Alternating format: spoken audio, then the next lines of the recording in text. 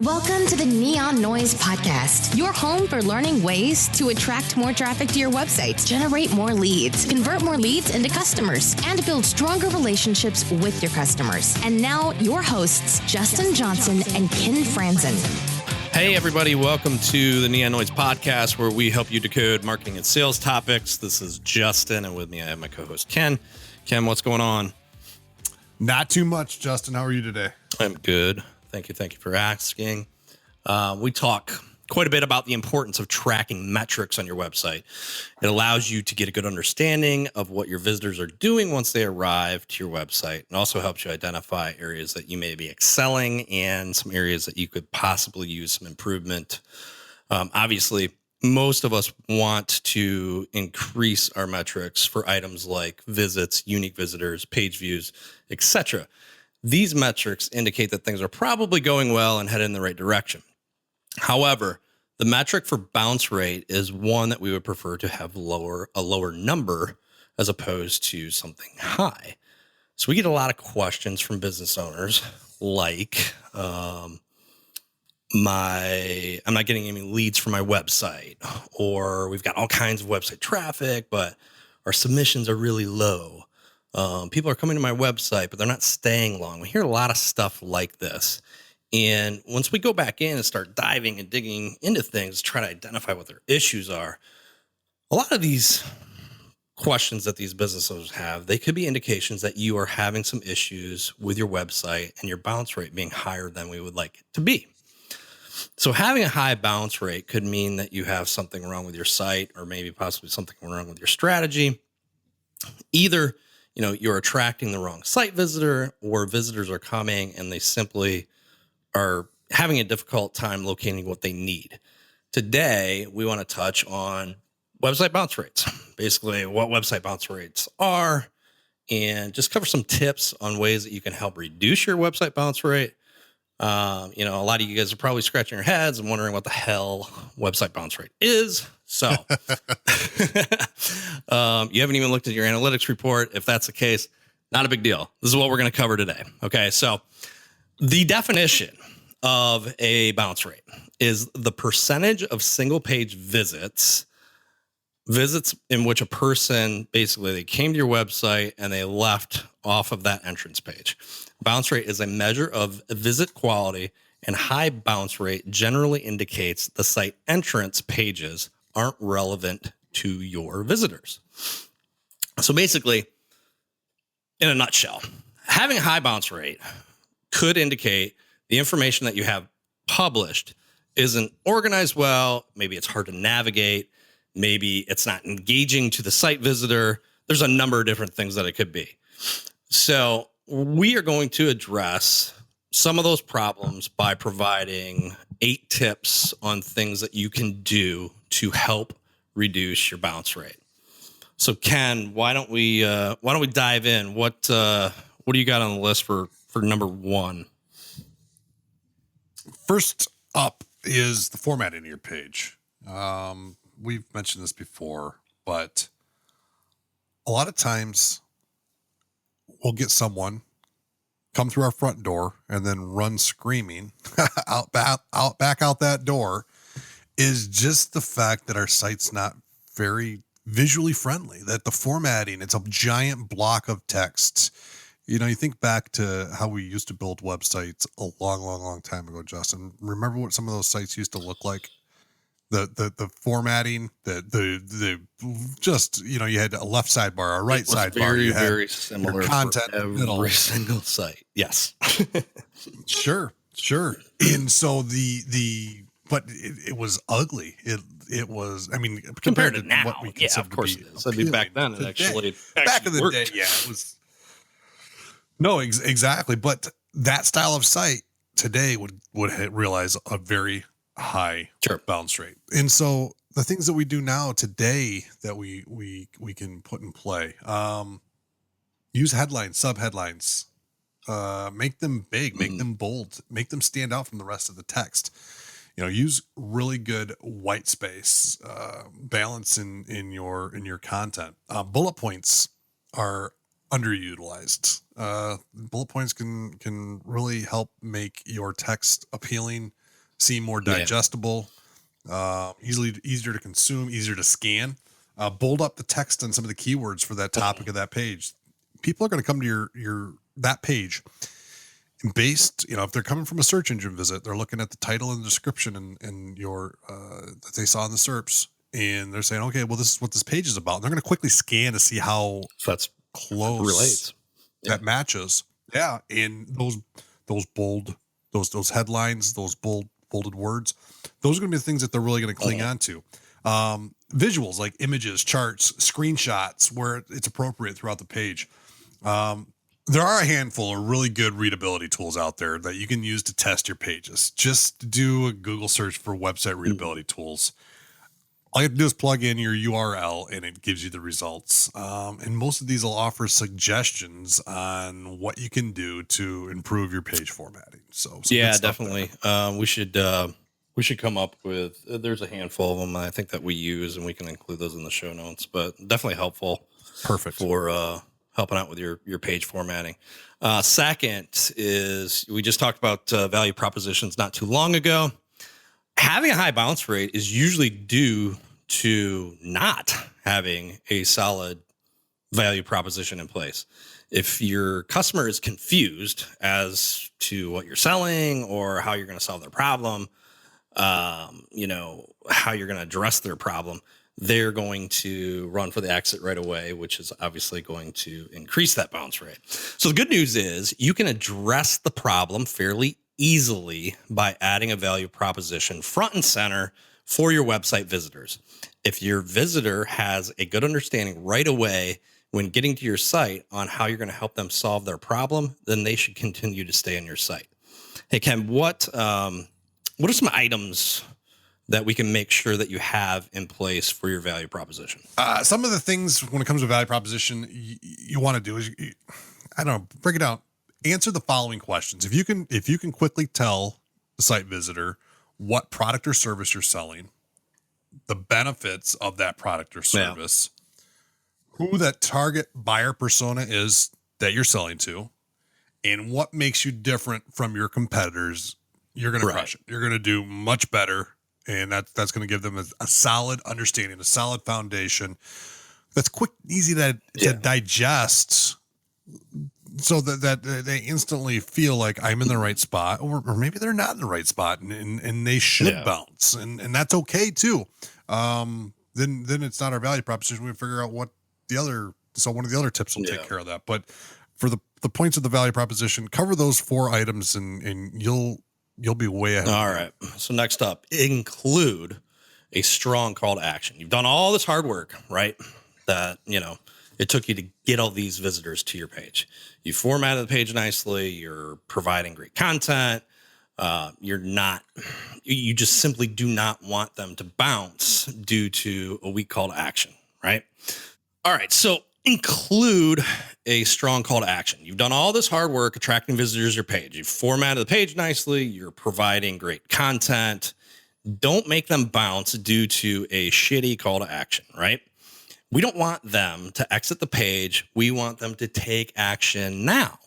So our goal should be for every visitor to buy our product or our service that we're selling, or at least be interested in moving on to get further information from us, right? So majority of websites we review, they don't even have a call to action in place. And this is absolutely a reason why you're going to have a high bounce rate and a lower conversion rate.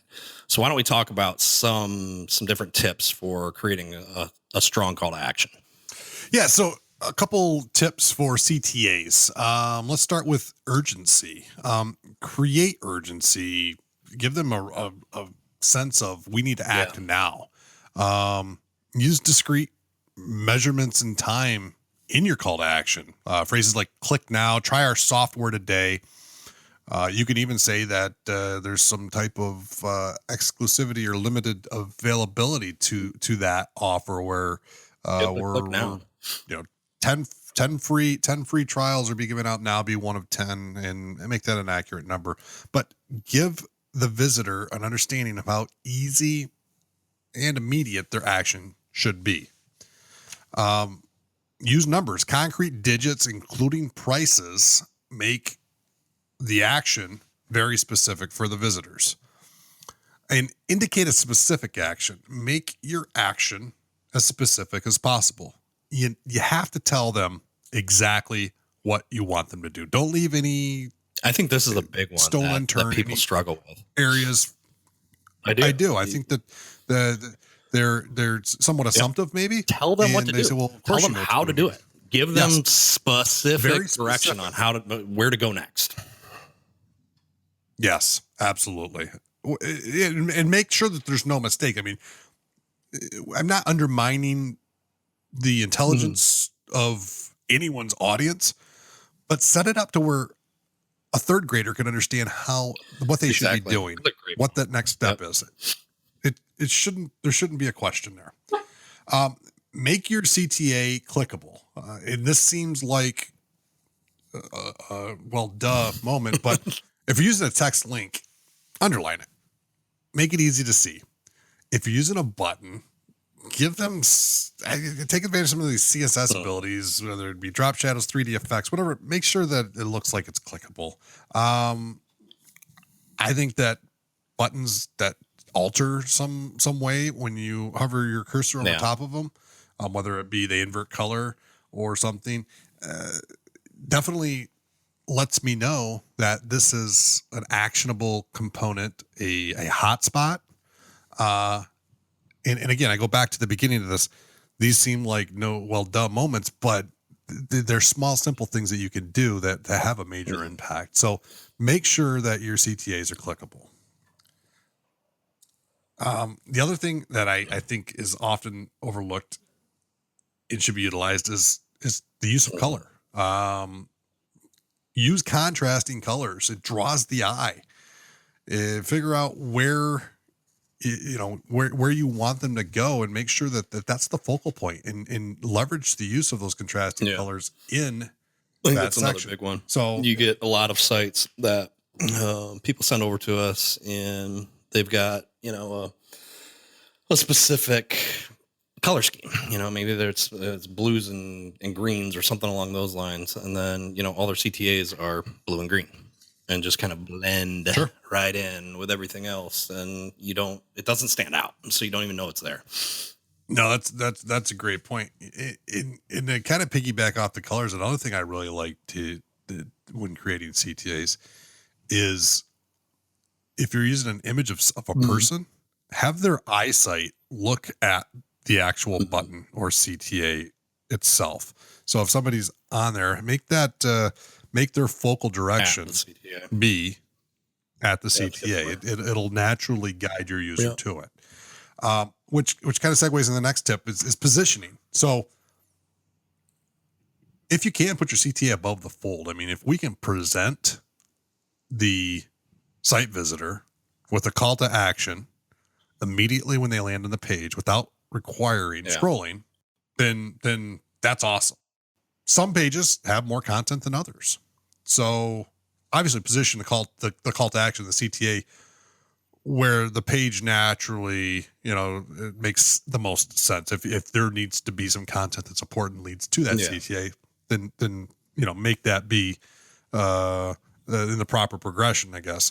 But having a great call to action is going to improve your visitor usability. So giving your visitors a great user experience will keep them on your site. Every additional second they spend on your site is only going to help improve your conversion rate and then also lower that bounce rate. So take these tips that we just talked about for CTAs, implement them. It'll definitely bear fruit. Beautiful. All right. So number 4, get rid of annoying pop-up windows. I know this sounds ridiculous, and everybody should know it, but it's not nearly as bad as it was 10, 15 years ago where there was just pop-up everywhere. But however, we still run into plenty of websites that have that dreaded pop-up window right when you get to the front door of the site. And does that annoy you? I mean, it annoys the crap out of me. Yeah, it's just the first thing that you do when you get to the landing page or something, and you got this giant pop-up window. There's nothing more frustrating. Yeah, I don't like it right. Yeah. If it were right when I'm starting to, try to get into what, let's say it's a blog post and I want to start reading it, and all of a Boom. sudden I have to start clicking things, It's frustrating. It's putting masks over top of the content I'm trying to get to. I agree with So that. very frustrating. That's not only me. I read someplace that there were around 70% of website visitors found pop-ups irrelevant. So we're trying to lower our bounce rate, right? Not turn away 7 out of 10 visitors that are coming to our website. So I would suggest that you just remove any pop-up completely from your site, in my opinion. Anything that's going to distract me from being able to read your content is probably going to make me immediately take off from your website. So try avoiding pop-ups if possible. I will go ahead and you can thank me now for adding 70% more website visitors to your website. Yeah, if you find that you want to have that pop up, then I think there's less intrusive ways you can go about doing it. I think that putting it to be a trigger that happens 3 milliseconds after they land on your page is the wrong way to go. Give them, if you're going to have a pop up that needs to cover the page, give them a chance to look around, at least walk in and take off their coat before you start bombarding them. The other things you can do is it doesn't have to be a smack dab right in the middle of the page, covering it up so you cannot continue reading that content any further unless you click on the pop-up. It just should not distract from why they're there in the first place. Period. Correct. So I've seen some subtle use of them where they're on the bottom right corner where they pop up. Totally and different. they only consume, maybe the bottom 15% of the page in the bottom right corner. So those I don't mind because I'm just kind of like, well, I can work around this. But when you force me to, what is it, Forbes or Inc. magazine? I can't remember which one it is. Every time I click on one of their articles, they put me this stupid pop up and they have to, it's a countdown. Like so how often do you stay on that page? Perfect example. Well, I do, but I don't. It's a pointless pop up. It's exactly annoying. It annoys me. You're just like me, right? You're one of those 70%. Sure, they're selling impressions. My favorite thing in the world is impressions. There's sarcasm in there, heavily laden. So if you're not picking that up, I'll explain it to you. So they're selling impressions, and that's how they get their impressions, and it's total BS because I don't remember any of those advertisers. I'm looking for the skip button as quickly as I possibly can to move on as we go. So beat the crap out of pop-up windows there, but all right, there we go. Number 5, number 4, decrease your page load time. Speed is, we just recently talked about this not that long ago. I think speed is extremely important to users. They expect your website to load within 1 to 2 seconds. And the longer that it takes for your page to load, the better chance that they are going to be clicking on one of your competitor websites or going to one of your competitor ads or whatever it is. So Google is also concerned about your site speed. Your rankings can slip if your site is constantly slow to load, and that is also going to obviously result in higher bounce rates. So bottom line, just a slow site is going to discourage visitors from sticking around and waiting for your site to load. So what are some tips for decreasing load time for our listeners? I think the biggest violator, one of the biggest is images. A lot of times images are dropped into sites and they're not optimized properly, and they're giant images. And so making sure that those images are properly optimized to be, we don't want to sacrifice quality. We still want our images that are so important to telling our story and delivering our message to be as quality as possible, but they don't need to be that gigantic 3.2 megabyte file that you pulled off your digital camera and loaded right into your website. Take it into a photo editor and crop that baby down. The baby down. Resize it so that it just make it smaller. Make it as small as it can be. A reasonable size. Other things that really crush load times is sometimes there's unnecessary scripts running in the background. And then the other thing I see a lot of times is plugins. A lot of sites are using WordPress or which uses plugins. Magento that uses extensions, and sometimes these add-ons, they're super handy. They're easy to drop in. So sometimes we run into sites which with really slow load speeds, and we see that there are a warehouse full of plugins all installed and activated that aren't even being used. And it's just, a lot of times just cleaning those out and getting rid of what's not being used. Declutter the plugins in your WordPress. Declutter your box dashboard, and you'll probably see a lot of help there. But correcting your load time, it's going to reduce that bounce rate. And so that's not going to keep your visitors smiling, but as you mentioned, it's going to keep the search engine happy. And the search engines are looking at bounce rate too. They're taking that in consideration when as a search signal. And if you have a lot of people coming to your site, not interested in what you're putting in front of them, exactly. Then if you're bouncing, especially for a certain keyword, let's say you start ranking well for one of your favorite keywords, but then the bounce rate on that's super high, you're going to lose your positioning on that right away, because the search engine is like, well, we thought this was relevant, but in actual usage, the way that the users are interacting with this page doesn't speak to that. And so therefore, it looks like, based on the bounce rate, that they're getting to what we thought was a quality result, and they're not finding what they like, and they're leaving. We're going to have to drop this in our search results down a little lower for something that is performing better. So there's a lot of reasons to get that bounce rate down, and don't let the page speed one up. Absolutely not. So number 6 is you are not targeting the right visitors, or maybe not targeting the right visitors based on where they're at in their buying cycle. Higher bounce rates, they generally indicate that you may be getting the wrong visitor from the very beginning. As a result, that could be a problem with your targeting. So you may want to consider looking at your content marketing strategy at this point. It's possible that you have content structured for the buyer that is only interested in buying from you today. So you're focused on someone that is more at the end of the buying cycle. If your website visitor is just coming to do research on a product or a service that you have, and you are only displaying content for somebody that is a different stage in the buying cycle, you're going to lose that visitor due to the content not being relevant to where they're at today. So you just need to consider a content strategy that takes care of basically every stage of the buying cycle. Ken, what are some tips for making sure that we have all those buying cycles covered? So we have the 3 stages of the buyer's journey, or the buyer's cycle.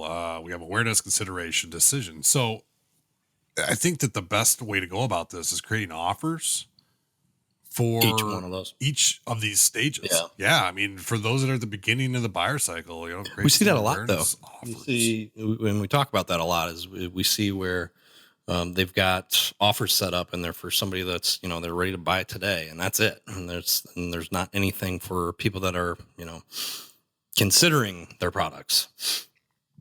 Sure. I mean, if you think about just the simple logistics of, if you want to get around a bounce rate, and if your only CTA on your page is a bottom of funnel offer, statistically, that's, let's just be really generous and say 5% of your traffic. You're high, but I know I am, but let's just say it's 5%.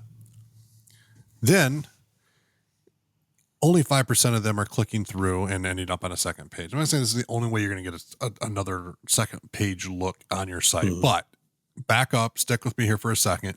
If you had a top of funnel or middle of funnel offer that clicked through to another landing page, more of your site visitors are going to connect with that better, and they're going to the likelihood of them clicking on that is higher. And you're going to then be serving up a second page, which, voila, you've just solved your bounce rate problem. You've taken them to a second page. So there's dual purpose here. It's actually just good marketing to serve up and be recognizing those that aren't just ready to buy today and need to they have some education left, they have some research left to conduct, and be that person that helps them out. But it solves a lot of problems there. And this isn't difficult. Just work on creating for your buyer persona, addressing some of those concerns that happen earlier in the buyer's journey. Perfect. All right. So cover all your bases for your buying cycle. Number 7 is your visitors are being sent to external websites. You've created all this great content and you've included some quotes to an external site, or you've referenced something from an external site and you're providing a link to give them credit to the source like we talked about earlier. All right, so what happens here is every time a visitor clicks on a link to an external page, they have to click back buttons to come back to your website. So this is obviously going to decrease, page views on your site. There's a real simple fix for this.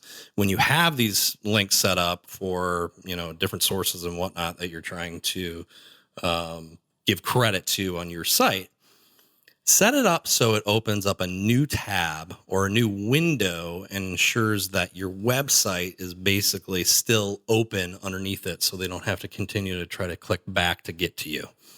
This will greatly reduce your bounce rate if you've got external links set up on your pages.